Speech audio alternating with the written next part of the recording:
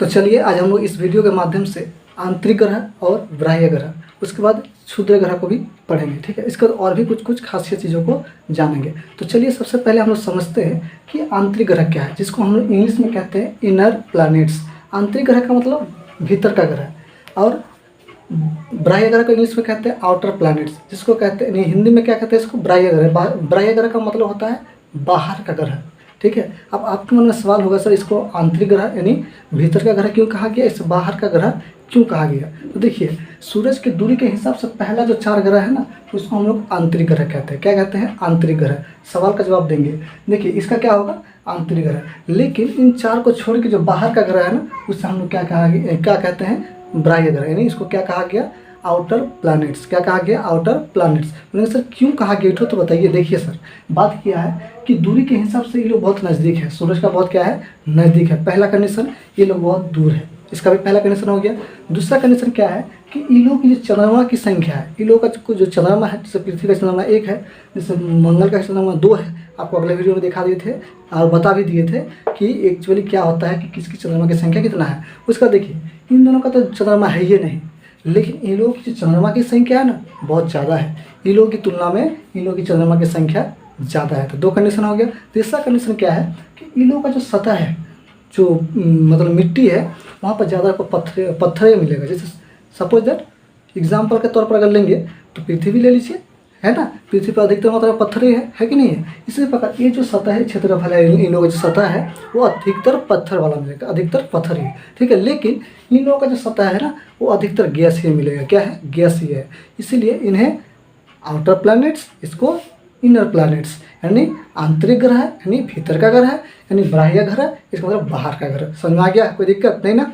ये इसका था खासियत। अब देखिए आपको हम क्या बोले, ये सब में गैस से पाया जाता है इसके सतह में। तो अब जानते हैं कि सर कौन सा गैस इससे पाया जाता है। तो अधिकतर इसमें जो मुख्य गैस होता है ना, हीलियम और हाइड्रोजन गैस पाया जाता है इन बाह्य ग्रहों में। ठीक है, हीलियम और हाइड्रोजन गैस। लेकिन जो गैस की इन चारों में से फिर 2 में ऐसा ग्रह है, 2 ग्रह ऐसा है जिस पर गैस की मात्रा बहुत अधिक होता है, वहाँ पर गैस बहुत ज़्यादा है। तो सर कौन कौन सा ग्रह है, बृहस्पति और शनि। यहाँ पर गैस की मात्रा बहुत ज़्यादा है, यहाँ पर गैस बहुत अधिक मात्रा में पाया जाता है। इसलिए इन दोनों ग्रह को गैस दानव कहा गया। क्या कौन सा कहा, क्या कौन ग्रह कहते हैं इसको, गैस दानव ग्रह। कौन सा ग्रह, गैस दानव ग्रह। ठीक है, लेकिन बोलेंगे सर तो ये लोग पृथ्वी की तुलना में बहुत दूर है, इसलिए वहाँ पर पानी जो होता है ना जम जाता है, ठोस हो जाता है, बर्फ के रूप में जम जाता है, जिस कारण से उन दोनों ग्रहों को बर्फ दानव ग्रह कहा गया। कौन सा है, बर्फ दानव। ठीक है, याद रखिएगा, बर्फ दानव दोनों। सिंपल बात, सूर्य से दूर होगा तो पानी क्या होता है, जम जाता है ठंडे के कारण, इस वजह से बर्फ दानव। और ये लोग क्या होता है, थोड़ा सा ये लोग गर्म हो जाता है, सूर्य के इन दोनों की तुलना में थोड़ा सा नज़दीक है, तो सूर्य में के माध्यम से गैस मतलब क्या होता है, उत्पन्न हो जाता है, इसलिए इसको गैस दानव कहते हैं। मतलब याद करने के लिए समझा है। ठीक है, लेकिन इन दोनों को क्या बोलते हैं, गैस दानव ग्रह। आप थोड़ा सा समझते हैं क्षुद्र ग्रह क्या है, जिसको हम लोग इंग्लिश में एस्ट्रॉइड कहते हैं। क्या कहते हैं, एस्ट्रॉइड। ठीक है, एक्चुअली एस्ट्रॉइड कहाँ होता है, इसको हम लोग समझते हैं पहले। ठीक है, एस्ट्रॉइड जो होता है ना, वो मंगल ग्रह है और बृहस्पति ग्रह के बीच में और एक कक्षा होता है। जैसे ये लोग भी अपने कक्षाओं में क्या करता है, सूर्य का चक्कर लगा रहा होता है। पृथ्वी अपना कक्षा में, बुध अपना कक्षा में, शनि अपना कक्षा में, बृहस्पति अपना कक्षा में, सब क्या अपने अपने कक्षा में घूम रहा होता है।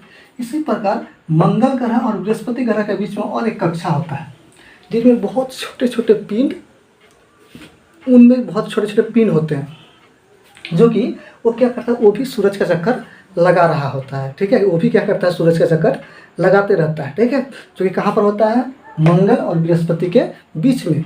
और इन्हीं पिंड को कहा गया है एस्ट्रॉइड, यानी क्षुद्र ग्रह। क्या कहा गया है, क्षुद्र ग्रह। आप समझ में आ गया कि क्षुद्र ग्रह कहाँ मिलता है, बृहस्पति और मंगल के बीच में क्या होता है, वो भी सूरज का चक्कर लगा रहा होता है। यदि आपसे पूछ ले क्या है क्षुद्र ग्रह, क्या सूरज का चक्कर लगाते हैं, तो बोलना यस, वो भी क्या करता है, सूरज के चक्कर लगा रहा होता है। समझ में आ गया, अब कोई दिक्कत नहीं। अब देखिए ये तो हो गया आपका। अब हम लोग अगले वीडियो में क्या करेंगे, नया चीज़ को जानने का कोशिश करेंगे।